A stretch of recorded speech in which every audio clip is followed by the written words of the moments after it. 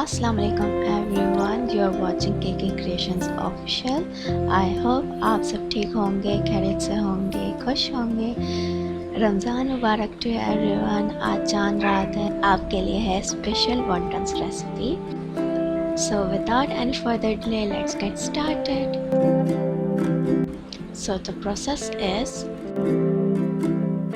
boil chicken and shred it. जब ठंडा हो जाए, add salt, black pepper, mayonnaise, chicken powder. It is optional. Add ingredients as per your taste. Now mix all the ingredients.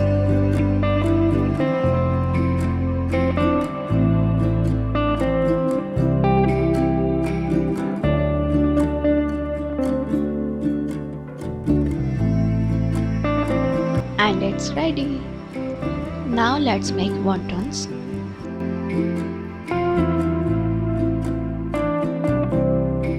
Take samosa sheets and then cut it in a square like this.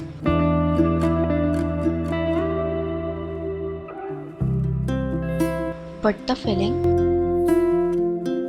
Use flour, batter or oil or butter to seal the edges. Fold it in half. Seal the edges.